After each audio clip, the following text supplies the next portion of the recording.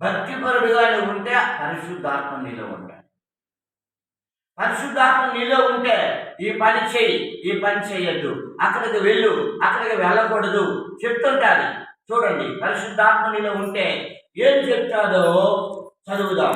అపొస్తలుల కార్యములు 16వ అధ్యాయము 7వ మాట. యేసు యొక్క ఆత్మ వారిని వెళ్ళనీయలేదు అనే అపొస్తలుల 8వ అధ్యాయం 29వ మాట.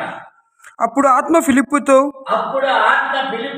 నీవు ఆ రథము దగ్గరకు పోయి దానిని కలుసుకునమని చెప్పాను. ఫిలిప్పు ఒక దగ్గర నిలబడితే నపుంసకుడు రథం మీద వస్తున్నాడు, ఒక మంత్రి.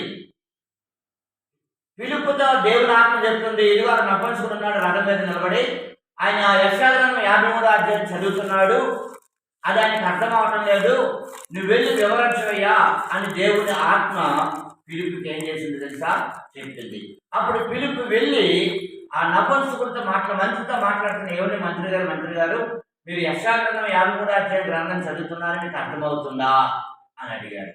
అప్పుడు ఆయన నాకు అర్థం అవ్వట్లేదు, చెప్పేవారు ఉంటే నేను అర్థం చేసుకుంటానా అని అన్నాడు. ఫిలిప్పుని దేవుని ఆత్మ వెళ్ళమంది. అపొస్తలుల 16వ అధ్యాయం 7వ మాటలు ఏం చదువుకున్నాం, దేవుని ఆత్మ వారిని వెళ్ళనీయలేదు. దేవుని ఆత్మ వెళ్ళండి. ఇక పలానా ప్రాంతాలకు సువార్తకు వెళ్తున్నాం అంటే దేవుని ఆత్మ అనేది మీరు వెళ్ళకండి అంటే పరిశుద్ధాత్మ చేసే పని తెలుసా, నువ్వు ఎక్కడికి వెళ్ళాలో ఎక్కడికి వెళ్ళకూడదో, ఏది చెయ్యాలో ఏది చేయకూడదో, ఏది తినాలో ఏది తినకూడదో, ఏది చెప్పాలో ఏది చెప్పకూడదో పరిశుద్ధాత్మ చేసే పని. అందుకే నువ్వు పరిశుద్ధాత్మతో నింపబడాలంటే భక్తిపరుడుగా నువ్వు ఉండాలి. ఇది రెండవది.